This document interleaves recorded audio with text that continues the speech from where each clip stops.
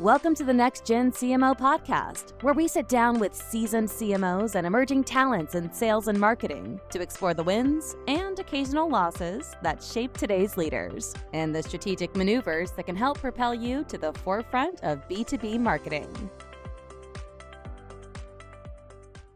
All right, everyone. Welcome to the Next Gen CMO podcast. I am thrilled today to welcome Mary Gilbert to the podcast. Today, Mary is a fractional CMO at Folloze. But prior to that, she's done all kinds of interesting things in the tech world. She brings more than 20 years of experience standing up, modernizing, leading, high-performing, integrated B2B marketing organizations. The beginning of her career, probably where she cut her teeth on marketing and all the things, was really leading the digital transformations for marketing at places like Microsoft, HP, Cisco, these big behemoths. And I know transformation is hard. Transformation at a massive company is really, really hard. So excited to dig into that a little bit today. But she's been working on both the brand side, the agency side of the business, all the way through her experience. So we're super excited to have her and learn all about her systems thinking and the way she's learned to apply that in roles of the past and in roles today. So welcome to the podcast, Mary. Thank you, Kelly. I'm really happy to be here. I'm so glad we could find the time to connect. Yeah, absolutely. This will be fun. I know that we've had you on our another one of our podcasts and had great success with that. So I'm super excited about continuing the conversation here. Well, cool. Well, just to start, to give people an idea of you, tell us about you. Tell us about your journey and how you ultimately ended up in marketing or the CMO role throughout your career. So I dropped into marketing by accident. I did not start out as a marketer. I was not trained as a marketer. I was actually trained as a musician. In college, though, I happened to kind of be marketing and business curious. So I got a job in the business office, and I took some marketing courses, and I took some finance courses. And when I graduated from college, my options were like, go be a professional musician or teach music or whatever. And I was like, I really there's this tech thing over here happening.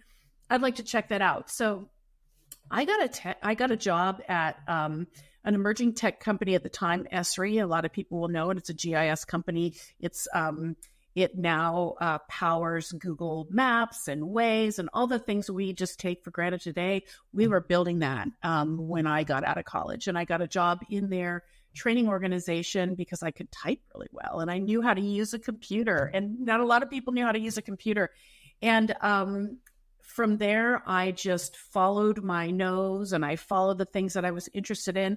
And I ended up landing a job in the marketing organization at Mac User Magazine back in the day when they were launching the Mac 2 and things were cooking. And I just thought that the tech industry was really, really cool. And I also really loved tech, and I loved helping people get over the sort of learning curve of learning how to use tech. And I didn't grow up a digital native. There was no tech when I was growing up. And so tech was an exciting and new space, and I love exciting new spaces. And so I just kept following the tech marketing thing. And, so you could say that I probably was an apprentice with a very creative and curious spirit, but also a really organized, hardworking person. And, you can really apprentice your way into marketing. I think I look back now and I'm like, God, I wish I had gotten a degree in marketing, but now I have probably an MBA in marketing just from that experience. And spent a lot of time in the agency world. At that time, we called it direct marketing. So direct marketing agency world. And digital was just starting to become a thing. And we got involved in a lot of digital programs. We got involved in a lot of customer marketing programs, retention programs, and learned how to use databases, learned how to do segmentation, learned how to do strategy for engaging customers, and then started to really adopt technology. And so back then agencies had a lot of influence, and they had a lot of they were really expected to bring those innovations to their customers. And so we were in the back learning as fast as we could to bring things to our customers. We got involved with Symantec and 3Com and Cisco. And I landed a job at McCann World Group as the head of strategy. I was sort of shocked that they gave me that job, but I really I guess I talked my way into it. And I found myself working on the Microsoft business on their global transformation of marketing. They weren't doing marketing as a digital, they weren't doing digital marketing at the time. And we got them into digital marketing. We set their global systems up. And I look back on that and I feel like it was almost like I was called to do that. I was dropped in there. I was learning every day. And it was one of the most valuable experiences of my career because it really propelled me to where I am today. And I loved working with Microsoft, and I love working with a growing company, and people were passionate, and we were doing new things. So that's how I got here. Well, I love your story for so many reasons. I think one of the main reasons is I have a 16-year-old kid who's a junior, who is just in the stage of about to take SATs, about to apply to colleges. The question is, what do you want to be when you grow up? I mean, could you have ever imagined the path that you just said? Like, you wanted to be a musician at that point, and now you're doing fractional CMOing, digital transformation at Microsoft, like strategy work, like all these things. You worked in media. I mean, it's crazy. I mean, because you think about, like, you mentioned it, calling me, I was an engineer coming out of school, and so I was never planning to go into marketing. But you mentioned about digital was brand new, right? Back then, like, we are sort of this last generation that remembers life pre-digital and post-digital, which is fascinating. But so that world, like, if I couldn't imagine what I'm doing today, because digital didn't exist when I graduated from college, or not in any real capacity. We tried to, like, should we put like 5% towards online advertising? And then we'd laugh, like, no, that's not a good use of our budget. Now, no one's online. Yeah, no one's online. Billboards are way more effective. I mean, and you look at it now, it's completely different. So it's just funny that I love hearing your career, because I think it just shines light on the fact that none of us have a clue what we wanted to do at that age. But being open, like following interests, not career paths, is really fascinating. You said you had a passion for tech. You liked following tech marketing. You liked strategy and understanding how things worked and digging into that. I mean, that's the career path you chose, and it happened to have job roles associated with it. It's pretty amazing. Yeah, you just follow what you love. And in my case, I followed what got me the scholarships. I followed where I was recruited to a university in Southern California, and I never even thought about going there, but it was because of what I had learned how to do. And so and I don't think I wanted to be a musician. I just didn't know what else to do, and I knew how to do that, and they were going to pay me to do that in college. So I thought, well, that's my path to college. But yeah, I think it's the most important thing, Kelly, and I think this is great advice for your 16-year-old, is to do what you love in the moment. Do what piques your interest, do what engages you, and the path will open up to you. I'm not a proponent of having a big career vision. It never turns out the way you think it's going to turn out. And a lot of times you end up in service to that sort of some vision that's not even right for you, because you've set that as your goal, and you miss the opportunity to explore what's right in front of you and do the things you love and feel really satisfied doing those things. Yeah.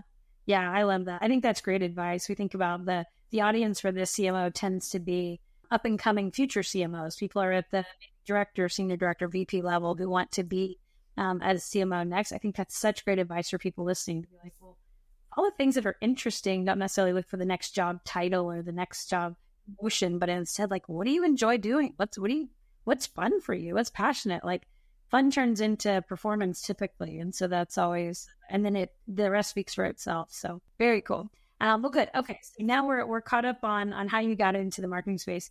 Tell us how you went fractional. What made that transition happen? I have been looking at at this point in my career, I've been through several rotations of our economy. I've been through several rotations of the evolution of the tech industry. And I realized that there are a bunch of companies that are in scale-up mode now, or maybe were in startup mode 5 years ago, that are about to get to scale up, that need the discipline of marketing to really grow and to really scale. But what I was seeing in those startups and those scale-ups was a lack of understanding of how marketing fit their world, what the role of marketing was. And they'd hire like let's hire our paid search person, or let's hire a demand gen person. And they were missing how important having the right marketing for their organization really is to helping them scale. And a lot of times they make those choices because they can't afford a full CMO. They can't afford the right kind of SMEs to solve their problems. And I kept it was taking a cue from my agency world. I've also done consulting. I've stood up organizations in large companies and things like that. But, I thought these scale-ups need world-class marketing, and they need it now, not when they can afford it. And so what if I were to assemble a group of talented SMEs and go in and develop, fractional marketing organizational capabilities for these companies in a way that they can afford it to help accelerate their results. So for me, it was really about a vision of helping these next businesses come to life faster. And I started in 2020. And, that was a weird time to start a business, but it turns out it was a really good time to start that business because, here we are 4 years later and everything has changed in marketing over that 4-year period of time. As you know very, very well, you're sitting right there as a leader in a space where the B2B marketing landscape just changed overnight. And so the way that I think about things and the way that I do things and the people that I surround myself with that do things that way, we're innovating the next wave of business. We're working with those scale-ups to really help them think about not only what they need to do right now to stay in the game, because this is a really challenging time for scale-ups, but also what they need to do to get ahead once they're out the other side, what their structure looks like. So we ended up spending the last 4 years helping transform marketing organizations. It wasn't just about, oh, I'm going to babysit the marketing organization till they can hire their forever CMO. We were really there solving a problem. Our first client was 1Password, and they were on the cusp of a big investment, a big explosion of growth.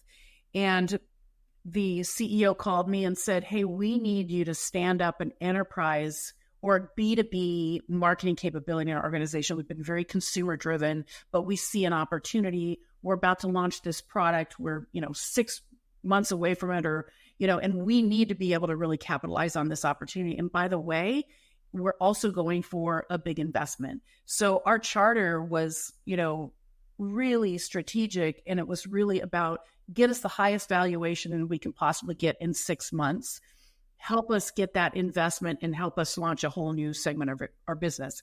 As it turns out, they had a lot of other problems in their consumer marketing side of the business too. So we ended up fixing a lot of different things. But at the end of the day, they got an incredible investment, and they are now the company that's raised the most money in Canada of any tech startup. So we're that was a really, really cool thing to land in. It was a really great thing to be a part of. And then, they found a CMO, and we helped to transition him and get him on board. And then we went on to the next thing, and it built our reputation. It gave us incredible experience, and it strengthened our, my resolve specifically that, it doesn't matter what the challenge is. We have the skills and we have the experience to put solutions together anywhere we go. So it's been really a fun and exciting ride. And little did I know, that we'd have this market downturn, and I'd be spending a lot of time with scale-ups now, getting them to a strategy to get to break even, to reduce their burn really fast, to get to profitability within a much shorter period of time than they even had on their roadmap. So that was a surprise, but it's been an incredible learning experience. And I'm, again, it's like, wow, I never knew I would end up doing this, but I knew that I wanted to go help these companies. So it's given me just this experience that is probably one of the most important experiences of my career. Yeah, absolutely. That's amazing. You mentioned the term. I just want to say it out loud because people might hear it and take for granted that they should know what it means. Difference between startup and scale up. About it, like if you're listening to these terms, what do you see the key differences there? So a startup is typically seed funding. Maybe there's a Series A, and it's really 0 to let's say 10 to 20 million, depending on the market size. But it's usually 0, to close to 20 million. So they've proven they have product market fit. They are working on becoming a viable, known player in the market. They're a lot more scrappy. And then when you get to scale up, you've typically at your, at your B round of financing, and your board expects you, at least, 4 years ago, expects you to go from 20 million to 100 million in a much faster period of time. Now, only 20% of startups make it to scale up, and another 20% of those make it past the scale up stage. So those two phases are very mission critical and very stressful. And so you're in those environments, you're dealing with CEOs that are oftentimes first-time CEOs. So it's really important to vet those people and see if they're going to be a good partner, right? I mean, you're probably teaching them a lot along the way. You've got a board that's got a playbook, and that board playbook has exploded the last 4 years. So I've found myself teaching boards, and disagreeing with board members who are singing things from an old songbook and trying to guide the CEO who's very vulnerable to do things that aren't the right things to do now. So it's a pressure cooker environment, and it's fascinating. Yeah. Awesome. I think that definition is really helpful. My last company I started at Series A. I think we were like 13 million in revenue. I left it after about a year after our Series B, and we were around 30 million. So we had kind of, more than doubled. But yeah, then the market sort of did what the market's doing. And then it was like interesting to see like, oh, this growth, we're going to fight a lot harder for this growth than we would have a couple years ago. I think post, Silicon Valley Bank crash and all kinds of things that could definitely change the valuation and the growth landscape for these scale up companies. So thanks for sharing. Yeah, for sure. Yeah. That whole bank crash, I was there for a lot of that with my clients too. There was a few weeks there that were really, really exciting and tricky. And that was the kind of the harbinger of what was to come, that now we've all been living for the last year and a half, 2 years. At least, yeah. Yeah, hopefully we're on the back of it, but yeah, for sure. So you talked there about coming in. I love the way you say about you're not there to babysit an organization. You're there to transform marketing organizations. And you talk about sort of some of the sort of bullet points within that. But it's really this idea of systems thinking. What does that mean? Is that about frameworks? Is that about just processes, repeatable processes? Is that helping the board with their expected marketing playbook? Like, what does that typically look like? What's that system? In my mind, the system thinking is really about seeing and sensing an entire system and the cause and effect across the system and the impact of that system on the things that you're trying to do. And it's really important for decision-making in this environment. And so one of the things that I do, and one of my skills, is I am very curious about how all the pieces work, not just in the marketing organization, but across the business, across the customer ecosystem and the partner ecosystem. And you have to be able to really see that as quickly as you possibly can when you go into a new assignment, so you can diagnose a problem and you can evaluate what the best solution is. Because even, you can diagnose a problem like, your salespeople are not selling on value, they're selling on price, and that's denigrating your price and that kind of thing. But sometimes the solution isn't as easy as you think. Oh, we'll just teach the team how to sell on value. Well, the reality is maybe, there is a gap in sales leadership, or there's a gap in sales capability and sales understanding around the market that they're working in, or maybe the value has changed for those customers. So what they used to sell on value is no longer a strong value proposition for a customer. So you have to be able to look at all those things and hold that system in your mind. And so, I usually think about it as a brand itself as a relationship ecosystem. And I put the human part of that ecosystem at the top of that framework. So, first you start with the internal organization. You start with sales and marketing and customer success and product and R&D. And then you think about, okay, who do we serve outside of this business? We serve customers, we serve partners, we serve community. And what do they all need and expect? What are their perceptions of the brand? And what are the programs and processes and tools that we have that enable those relationships? So that's the way that I think about things. Interesting. Yeah, I was just we're in the middle of a rebrand, and I was just with my VP of brand doing that exact exercise. He was like, "Oh, we're gonna have a brand launch event," and I'm like, "What's the event for?" And he tells me, and I'm like, "Okay, I want you to think about this launch day, and say when this brand comes out, who are the audiences you're going after? You've got customers, you've got your analysts, you've got your prospects, you've got your influencers, you've got your partners, you've got your employees. What is the objective? What do you mean each one of those personas, what do you want them to feel, think, and do on that day? And if so, then, and based on that, like, what are the activities that we need to do? How do we need to activate that, whatever. But just that logic of like, it's not just about turning on a website with a new logo. It's really about how do you drive, I love the phrase, I wrote it down, this relationship ecosystem that you talked about. I love that idea because it really is. And at the end of the heart of all this, it's humans. You know, we can call them roles or functions or whatever, but really it's people and bringing those relationships together. So I love that mental, that kind of Google Map version that you're looking at of our Google Earth version. I guess you're looking at the company to be able to know, you know, where the holes are, where the opportunities are. It's like an athlete trying to find, you know, holes together. Yeah. And that's a really good example too, because, you know, and I love that example because I find that as well. You know, you get these practitioners who are so good at their job individually, but what they have to work with could be a kernel of opportunity that could cascade across campaigns and team members within the team. You know, things come out of that event that you can use over and over again and across the board. There are follow-up opportunities from the people that attend those events or the experiences that they're having that could have a downstream impact on sales or retention, or, you know, or did we think about our own internal constituents and how are they going to engage in that, you know, event? And so I love that example. And I really see that as the CMO's role to get people to think that way and to really activate that system. Awesome.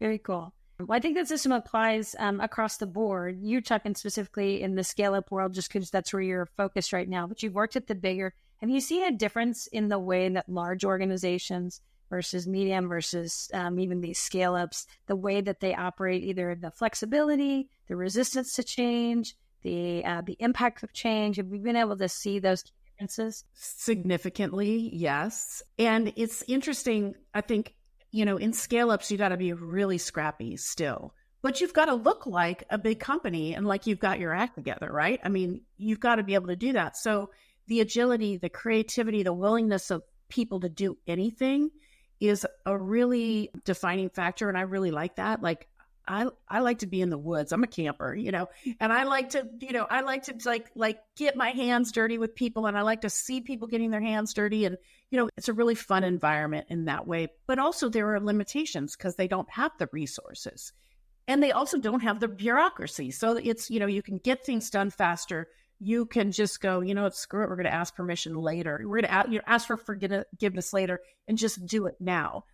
In large organizations, the bureaucracy is crippling. You know, it is amazing to go into large organizations and talk to somebody who, you know, who has a very specific job and try to get a handle around what they have to do every day. And it's not a lot. It's not as much as you see a person in a scale-up organization. They may be really, really good at what they do, and, you know, agonizing over every message may just be so mission critical to the business. But things move so much more slowly. You know, because of the work that I do with Folloze, I get to work with some really big enterprises as well. I do some consulting with some of their larger clients and enterprise. And what we're seeing now after this year and last year with the big layoffs at some of these really big tech companies, that we're having to bring more of that agile, nimble, scrappy sensibility back into those organizations. And it's really interesting because you would think it would be crippling for those people, but they're energized by it. And so I think that, you know, when we go through these shakeups in industry, it's terrifying, it's uncomfortable, it's inconvenient, but ultimately people come out the other side with this, you know, renewed energy to do something different and do things a different way. So I see overlap in the way scale-ups operate and the way that enterprise companies need to operate now that is really starting to come to light. Yeah, if you could combine that nimble, that fast pivot, kind of activate those fast twitch muscles in with the resources that the enterprise has, like you could make magic. I mean, I remember when I left big companies, I was like, I feel like I've been doing marketing by PowerPoint for years. Like I was talking about the marketing we were doing all the time in decks instead of actually like writing copy and actually like activating creative campaigns and actually hosting events and all the things that we do with marketing. And I'm feeling like, man, I want to go to a startup because I need to like do marketing again. Like I've been doing PowerPoint for so long. I need to actually do marketing.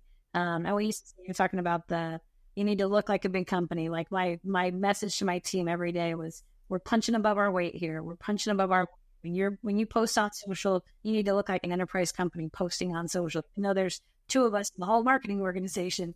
We're going to punch harder. And that's, it's definitely a mindset. And AI has been a game changer for that. You know, AI has been such a game changer for scale ups to be able to really, really look big. And, you know, we started adopting AI for content development few years ago, and we applied it at Folloze, who was really under the radar for a really, really long time. And I was like, we got to get awareness is huge, and we've got to get that awareness out there, but I don't have a big budget. And, you know, we went from nothing to so much. And I sat down across from a prospect at a conference, and he said to me, wow, Folloze is everywhere. I'm like, oh, thank God, you know, oh my God. And I'm like, wow, you don't even want to know about my budget. But it's really satisfying when you're able to do things at that scale. And you're such a little company. Yeah, for sure. Well, cool. Okay, switching gears a tiny bit to, I guess, back to your career side. Part of your career that you and I've talked about is moving through these organizations. Some parts of that, they're not always these sort of up and to the right moves. Sometimes they're lateral moves in your career, hopping in, obviously different dynamics, different cultures, but taking those moves is not always what people think about. They think if I'm going to take a move, I'm going to move up. I always need to be progressing. But tell me about what you think the value is, because I've taken some laterals and they've been some of the best moves I've ever made. So I'd like to hear your You know, I coach people all the time who just can't wait to get the promotion. They cannot wait to get to the next level. And I'm always asking why, you know, why? Is it ego? Is it, you know, and are you ready for it? And do you really want to just do the same job with a higher title? You know, is that what you're really looking for? And if the answer is, yeah, I really want to influence people. I want to, you know, I'm like, great, go for it. Let's get you there. But if it's really more about, well, because that's what I think you're supposed to be doing, then we talk about, well, what skills do you have? What jobs have you had? Because I personally believe that as a marketer, our discipline is so complex and so widespread that to be an effective CMO, you have to have done a lot of jobs. And you've got to be willing to do the dirty jobs. You've got to be willing to do the jobs you're terrified of. And you've got to be willing to understand everything at a decent enough level to provide effective guidance for that. And you can't do that by just watching other people do it. You have to do it by doing the job. So I think lateral moves, if you're piquing your curiosity, if you're learning something new, if you're taking a leap into a new discipline, I think that's the best career move you can make, especially early and mid phases of your career. Yeah, I couldn't go back. And it goes back to what we were saying earlier about do the things that pique your interest. Do what you enjoy doing. And that takes the pressure off that feeling of constantly striving to do the next big thing. Yeah, I couldn't agree more. I think I took some lateral moves, and sometimes I think, like, what is motivating me to want to get promoted? Like, is it because I need that extra 10% revenue or compensation, or is it because the day I update my LinkedIn, I get like 100 people like, you know, congratulated. Like, what's my motivation? What is this thing that's driving me? And what I'm just learned looking back at what I try to coach people on, similar to you, is especially at the pre-director level, that the moves across the organization to get as diverse of an experience as possible opens up, I think, the above director level faster. Because to me, once you get to director, if you've kind of been on one path, like just done digital or you've just done product or you've just done whatever, you kind of get typecast at the director level. They kind of says like, oh, that's a content person. Like they can't be a CMO, like they're just a content, or they're just digital or they're just campaigns or whatever.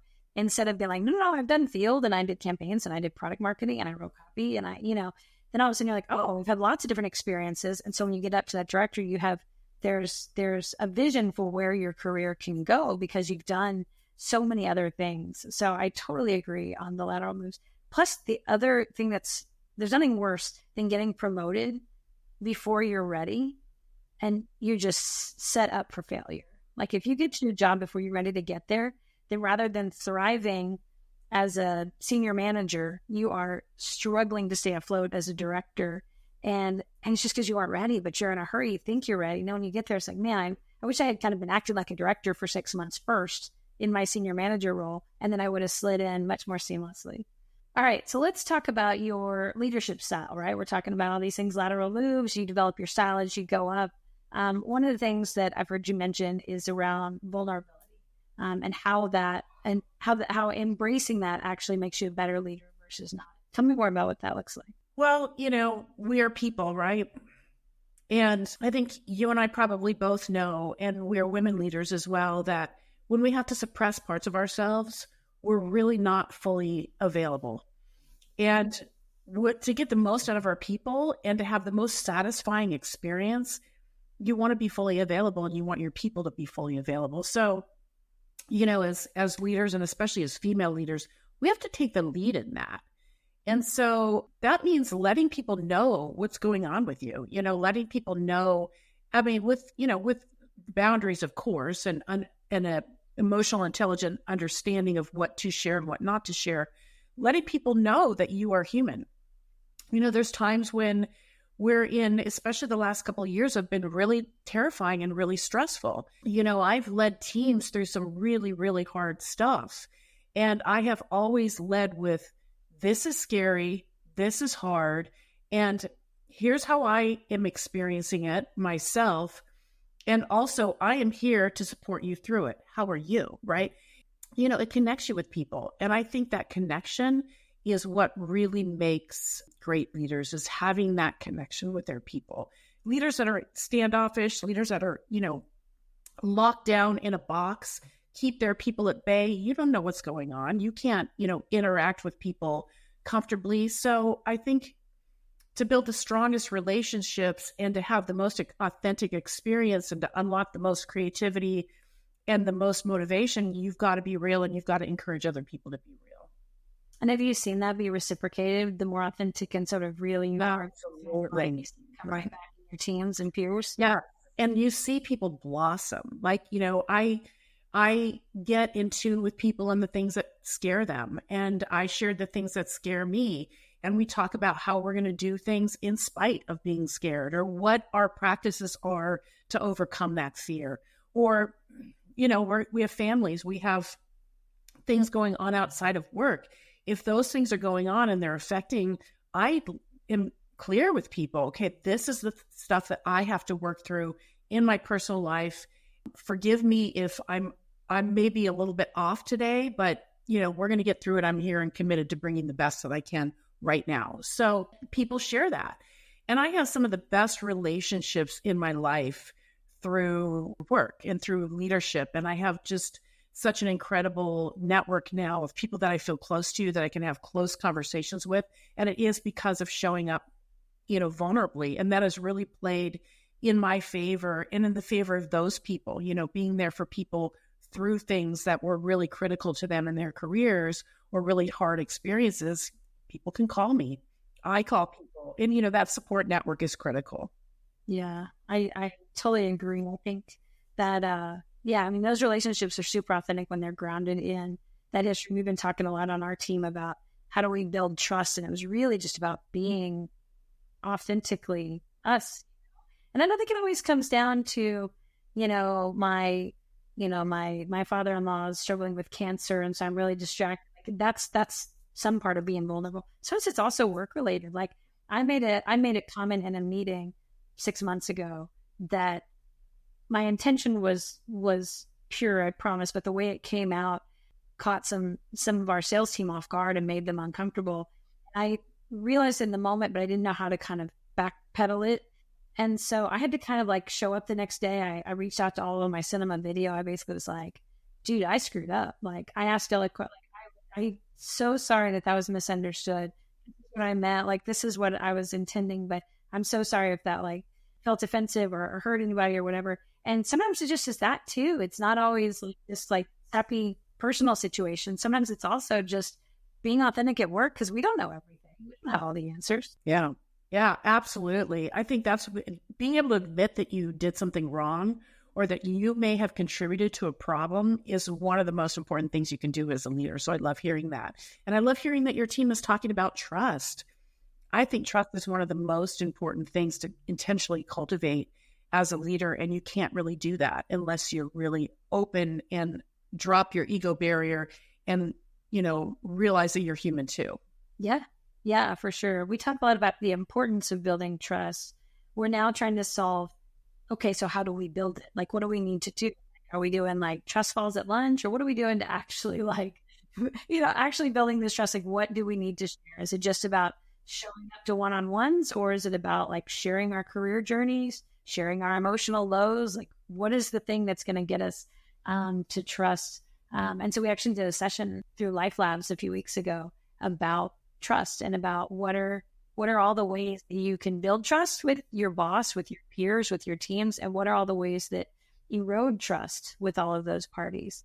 And pretty interesting just by opening up that list, it facilitates great conversation. Like, oh, I didn't realize that bothered you. Oh, that makes more sense now. Like, I'll make sure to show up on time to the meetings if that's what you sort of equate with trust. Like, you just never know. There's so many things. So internal trust is external brand. That's a mantra that I live by. So internal trust is external brand. Let's put that in the show notes because I like that quote. I think people will lift it and want to use it. So I think that's great.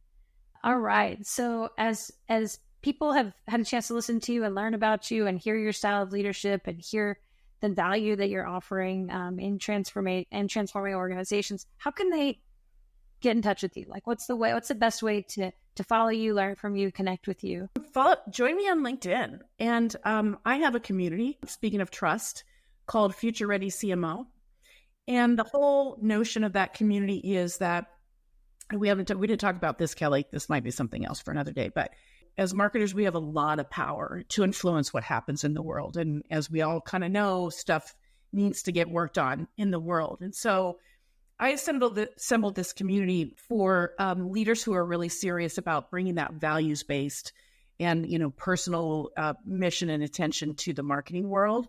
And we work on the soft skills, like how do you build trust? How do you unlock your own creativity? How do you envision a better future? How do you really shut down the kind of external forces that cause you to, act like an automaton on a daily basis, and really chart a path that's true to what you believe in and may, be more effective in the world. So follow that on LinkedIn and come to our free monthly meetups. We work on all kinds of things there.